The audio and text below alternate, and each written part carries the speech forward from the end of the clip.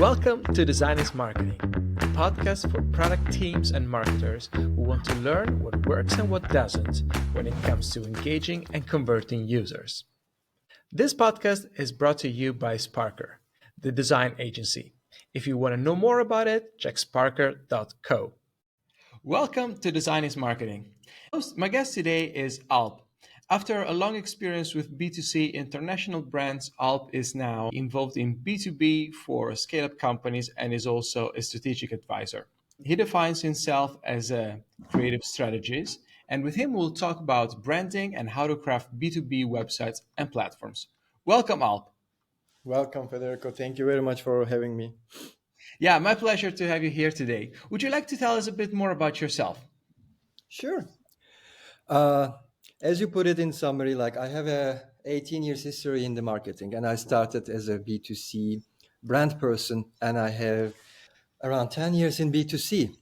And then I moved to B2B, and then have been in the B2B for the last 7 years almost. And it has been a different journey. And I lived in different countries, worked with different markets, a lot of different nationalities and companies. And my journey took me to the Nordics, and that's where I am at the moment in Copenhagen. Yeah. So you're now based in Denmark, and indeed, as you told me, like you have a very big experience with both B2B and B2C, which is what I quite like about the profile that you bring on the table, right? So I remember the first time we talked, you mentioned to me really how you brought from the B2C experience that you have the importance of branding also in the B2B arena, which is often undervalued. Would you like to tell us a bit more about that? Yeah. Uh, so the way I see branding is the core critical role in it doesn't matter which industry and which sector you do. It's part of the marketing, I think, and everything in marketing, I think, this starts with who, and then how you engage with who in the right moment with the right messages, right? So branding has that compass, that how you engage with that target group. So of course B2C and B2B has very different target groups, hence the journey is very different. And in B2B, it's more complex, more long sales cycles, and a lot of buying decision makers and buying committee members are involved. So B2B branding is it has very critical things in it in terms of establishing trust and credibility. So that's one of the key things that I see in B2B, that your brand needs to be trusted and credible, and that's not easy to do. And in terms of differentiating your offer, B2B, especially the software and technology markets, are highly competitive, targeting very sophisticated target groups. So you need to differentiate in a very crowded, competitive market, and branding has a role in this. And Okay. building And long-term relationships is the third one, I think, is important with what you do with branding. okay, because you touched the importance of trust. Would you say it's harder to build trust in B2C or B2B? Good question. Uh, I think it is harder to build trust in B2B. Okay. Uh, Why do you think that? I think it's not like significantly difference, but in B2C there is more like emotional triggers and individual purchases based on the brand sometimes. B2B has a brand trust thing, but it needs to have the functional element also combined with emotional element. That makes it a bit harder. And the target group is is harder in B2B versus B2C, because the decision that you're making in B2B costs more and versus a B2C. So buying a shoe versus buying a technology requires a bit of differentiation. So building a trust in B2B requires more efforts, and like, because of the target group, I think. Okay, interesting. But don't you think that once you are in B2C, so say dealing with consumers, especially for a large brand, you kind of have fewer chance of hiding yourself, so to say. So if you screw things up, then really everyone will know about it. True. But this is also true for B2B in the context of like, I understand the point of like being mass and like in digital in our new world, and with all these things that whatever you do can be picked up on the social and then can be used against you. So you need to be like, careful in every movement you do in B2C. Okay. That's true. Yeah. But Yeah. in So we live in a B2B, world, yeah, where it's yeah, harder and yeah. harder to hide. Yeah, exactly. So you're exposed. So even your single post can, make it or break it if it is wrongly interpreted, or like one wrong word can make a disaster or a winning case. And B2B, it's the same, but it's in a one-to-one level actually. So you don't see it at a mass scale, but I think it's same on a one-to-one level. Yeah. So in B2B, it's also you're very exposed. You have to have the right claims, and you have to deliver that right claims. And it's also actually more measurement and more long-term relationship. So in B2C, you lose a client, and the value of that can be lower. But in B2B, the loyalty aspect requires actually more careful and becoming harder and harder. Yeah, I got it. And what I've seen, for example, from personal experience is that especially once you are talking with your network, so dealing with like really like other people, well, it's also a lot about building relationships, right? And building relationships Totally. takes time. Yeah. You cannot say there's only a certain amount of people that you can talk to in a day or connect with in a certain year. So because of the fact that it takes time, it's also harder to kind of like the cycle. It's longer. So building trust takes definitely more time. It's easier to screw things up. Whereas for B2C, what I can expect is that because of the shorter sales cycle, it's kind of easier if you have done something that didn't go well in a certain niche, kind of move and pivot. I agree. Like like the target group and the sales cycle has an effect on it, and this trust element is pretty much everywhere. But it's at the end of the game. The way I look at the marketing and the marketing strategies is it's about people. So in B2B, it's also about people. So building one-to-one relationship either in a consumer perspective or either in a business perspective requires that people to people way of doing things. I think that's kind of also the one of the B2B trends, and that's one of the transitional skills that I bring from B2C to B2B, because it's the end of the game. No matter how complex your product is, no matter how big the stakes are, it's at the end of the game about people and making sure that you're relevant and solving a problem of that Yeah. people. Yeah, right. And that's also something that I found very interesting about your experience the first time that I talked to you. So the fact that B2B and B2C are really the same thing in your eyes. And you told me that for you, this is also reflected in the way that in which you create things like, for example, the website or the platform in which you've recently been involved. Would you like to tell us a bit more about that? Yeah, so I think there are fundamental difference in B2B and B2C, but the essence of marketing strategy and building it since starts with the target group and moving those target groups according to the business goals. There is some commonalities. And when I look at I have worked with a lot of different websites, so e-commerce sites that kind of drives immediate purchase, buy now, and all those discounts, brand campaigns that goes to millions, versus now in the B2B, more account-based marketing, and talking with these buying committees and then having that focus.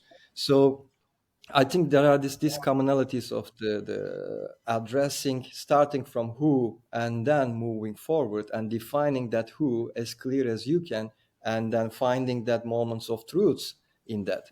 And the way I like the B2B website for a tech product, let's say, I think is a cornerstone of the digital presence. And it's very important to achieve a range of strategic goals that needs to align with the business objectives and the user needs.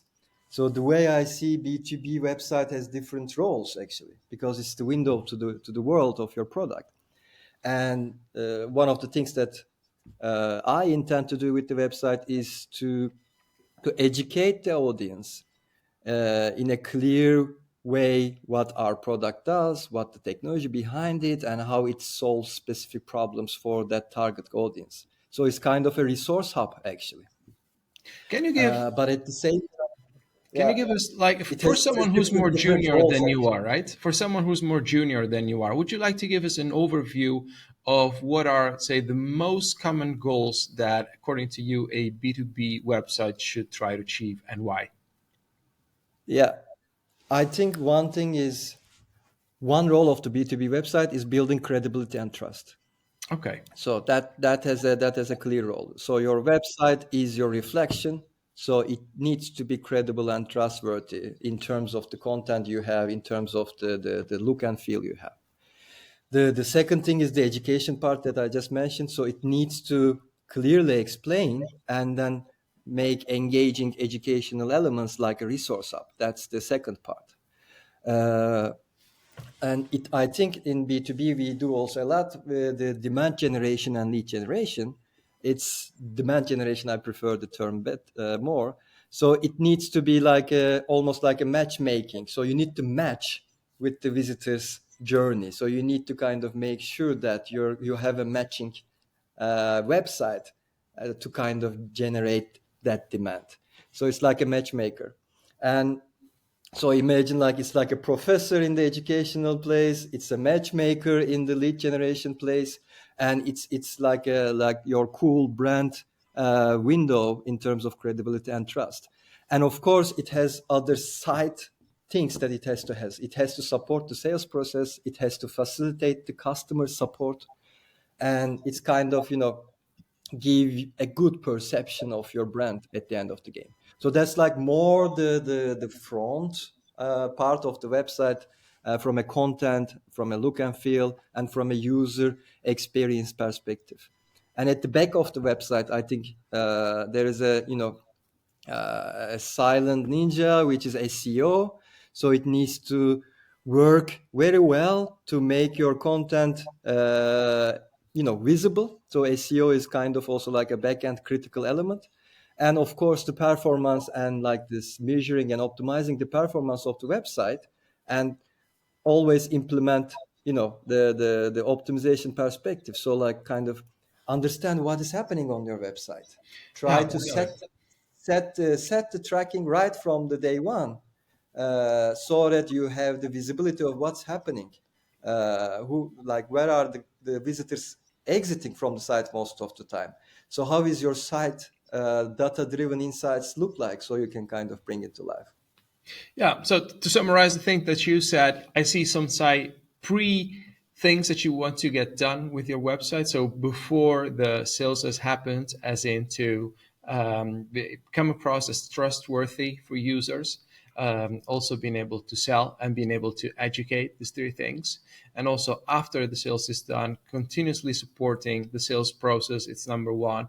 And also some level of customer support actually. So to also say facilitate the journey of users that are using your product. I would say I would add to that also sometimes the fact that especially for startups and scale ups, there's a part of like investors relationship, which I think Correct. is very important. And so obviously the more the website becomes complex in a way, the more it's important to have the right information architecture and navigation within the website so that say every target user can find the information they need, right? Totally. I mean, one of the trends is like trying to minimize the website according to these target groups. So, like, Yeah. one rule of thumb could be like it could be the new potential prospects, existing clients.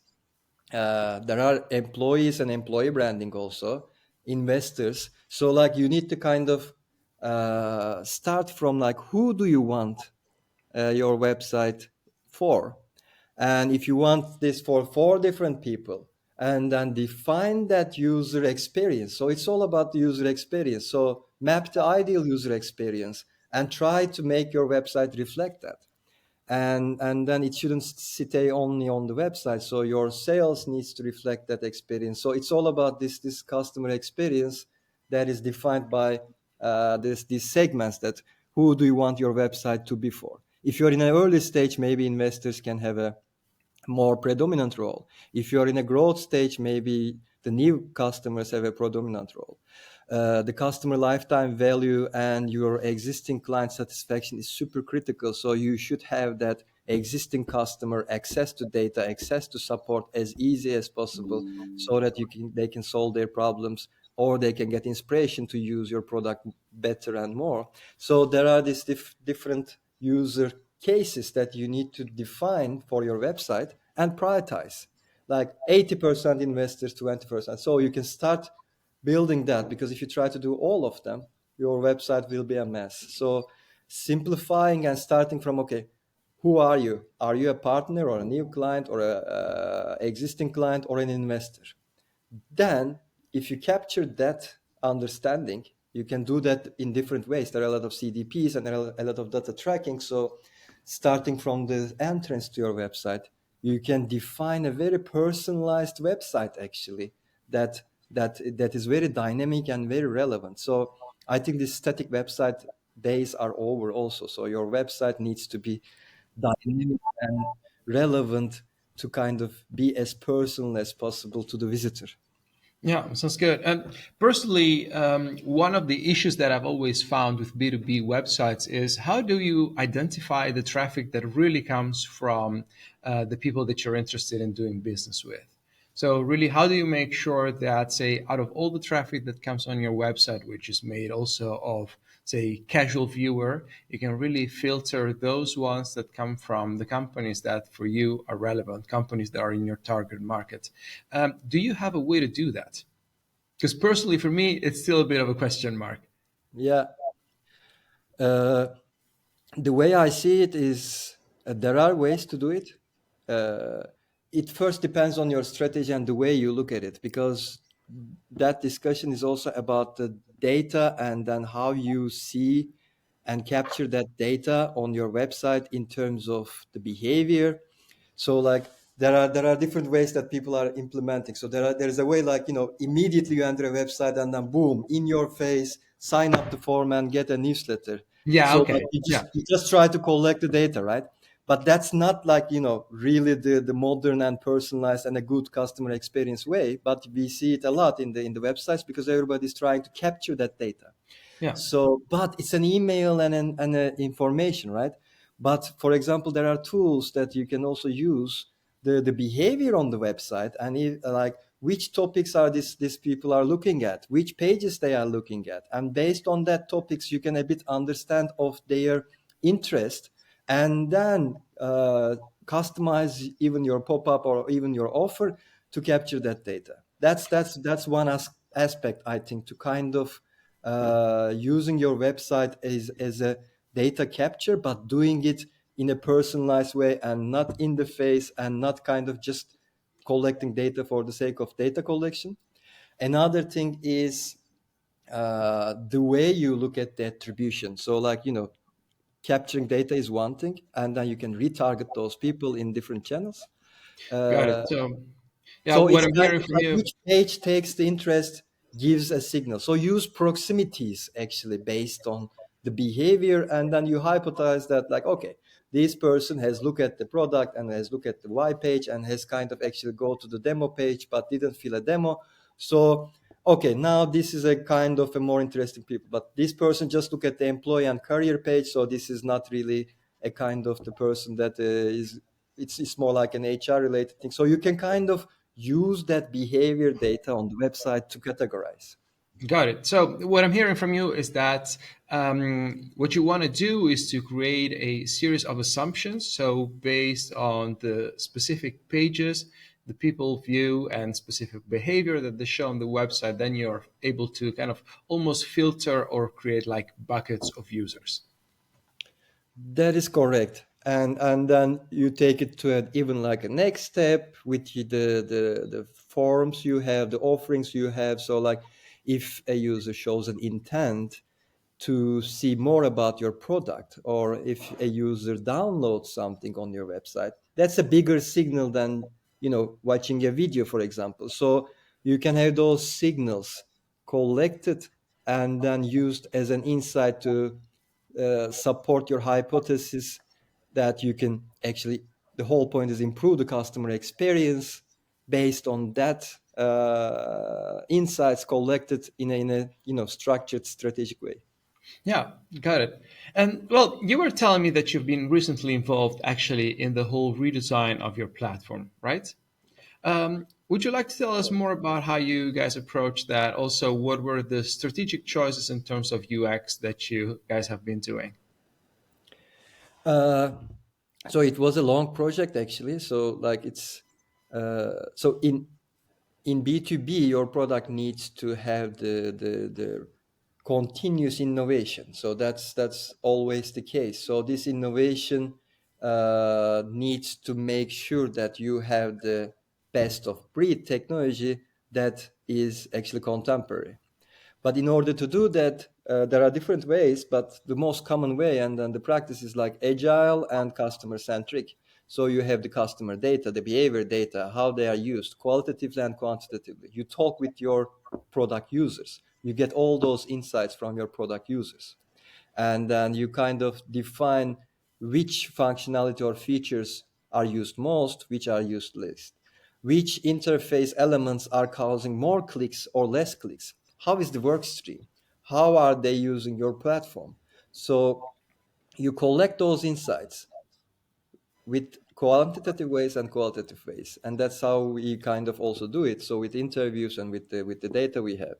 And then you kind of do iterations, and then you reflect that insights and what is the customer needs in that case, and you kind of do better and then better releases and actually do something and then make the user selected users to test it and then see if that implementation, that release really bringing the value that the customer is looking for, and then you scale it. Okay. Well, just to kind of break down the process, right? So I'm very curious. In your case, what was the reason why you decided, well, we need to go for a optimization of what we now have? So I think it's not one reason, but it's also like a strategic choice of being the best of breed technology. Okay. So that's our like one of the things that you need to clarify from the beginning. How do you position yourself and Yeah. your technology? Okay. And then like in order to create the best customer experience and the best value, you need to iterate your technology on an Yeah. ongoing basis. The Yeah. back engine, the technology behind the product could be very strong, and but it needs to be user friendly on the front end. So the iterations was also like matching the back end strength with the front end intuitiveness, and to make sure that the user gets the maximum from the product, because sometimes your product can be complex, and in order to get the maximum value out of it, you need to simplify that complexity, because a lot of the target group users and the customers are very advanced, and the Yeah. solutions we are providing are very advanced. So the challenge is how you can make that advanced super sophisticated technology as simple as possible for the user. So that is Got not it. like one shot thing, but that's an ongoing continuous innovation Yeah. mindset that we apply in an agile way. So you decided that in order to keep your competitive advantage, you wanted to kind of and to be at the forefront of technology, you needed to have a redesign and overall rethinking of your platform, right? So curious to know now, how did you approach that? Because before you mentioned that you combine both quantitative and qualitative research. So yeah, how did you decide how many users to interview and what kind of questions to ask them? So that part is something that, from the marketing perspective, actually that part is like more on the R&D and D and the product owner side. So we have R&D and product owners that has those insights and that approach. So it's the innovation is owned by R&D. My job is more like bringing the customer perspective and how we communicate that innovation in a customer centric way. Okay, and what does that mean in practice? Like to give us like very concrete example of how in the whole process you were able to kind of represent the voice of customers. So generally, when we have the new releases, new innovation coming up, it is more product centric, and it is about the features and functionalities of the product that some of the customers need. So you have different target groups in the usage case, right?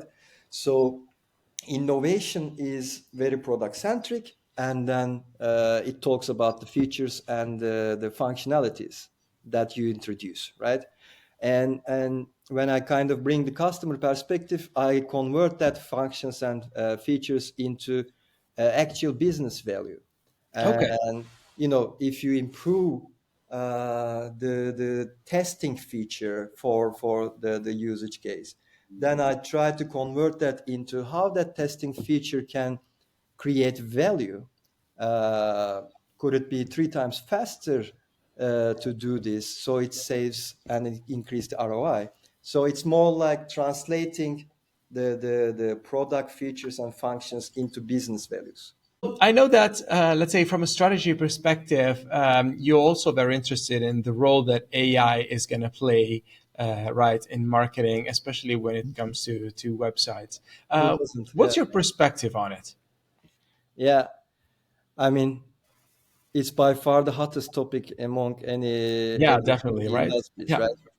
So, and there is definitely a big increased use of AI and machine learning, and the way I look at it is, uh, I love technology, and like I kind of look at it as a leverage to do my profession better, to create more impact, right? The AI is not new actually, but it exploded with this generative AI thing. The way I see is like there is an ethical usage of AI and unethical usage of AI. I'm more on the ethical usage of AI perspective, and I think we need to set the expectations of the AI correctly, and before jumping into the AI conversations, the strategy, the business plan, the value and use cases should be defined very clearly. So that's kind of the fundamental look that we should look in. I try to use, and then if you define that, okay, this is our way of looking AI, this is the business needs, and this is the value that we can untap with the AI, then it kind of has different use cases. Then you try to start using different use cases and see how it works. The most common use cases I use is repetitive tasks and efficiency improvement. Yeah. So AI helps a lot because in my whole life I used with a lot of different data sources, a lot of formats of files. So as simple as like, can AI make my efficiency increase by making the repetitive tasks uh, uh, you know easier and faster. Yeah, efficiency gain on things that are That's repetitive. like one of the use cases. There are, you can use it in a creative perspective, you can use it in different perspective, but I believe more on the AI being it's in the early stages, but it needs to stick to the value and the business strategy, and then use cases with an agile tests way of it. So I use it a lot for the repetitive tasks.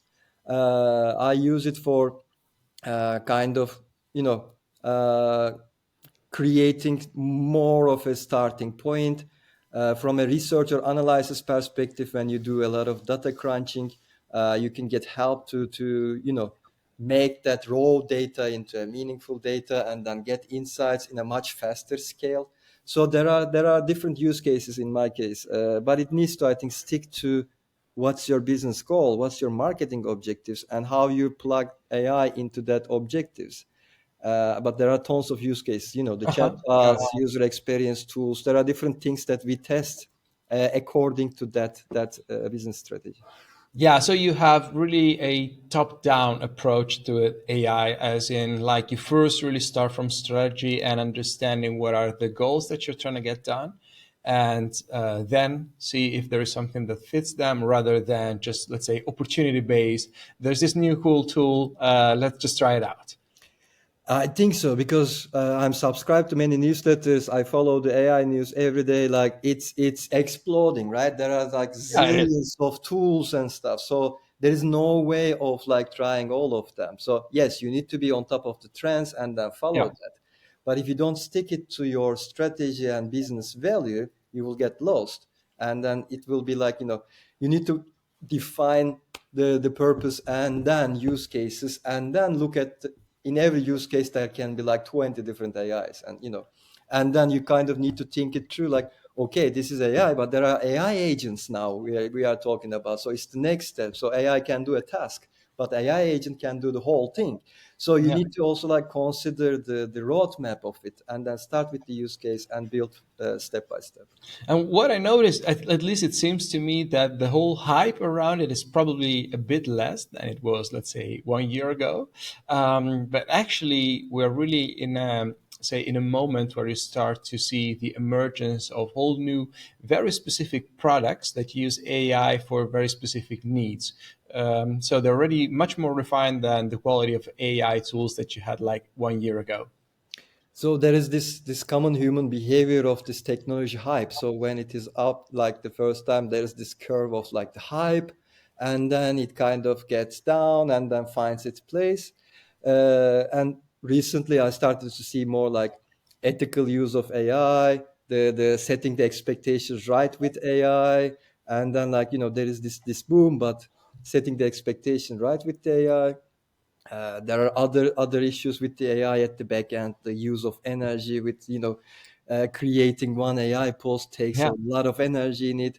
We already are living in a content mess, so AI creating this more of it. So there is all these elements also going against the trend. So it needs to be, yeah, setting the expectations right and then making sure that I think it's a very efficient technology if you use it right, and then if you can kind of build your own path with it. Yeah, yeah, I cannot agree with you more, actually.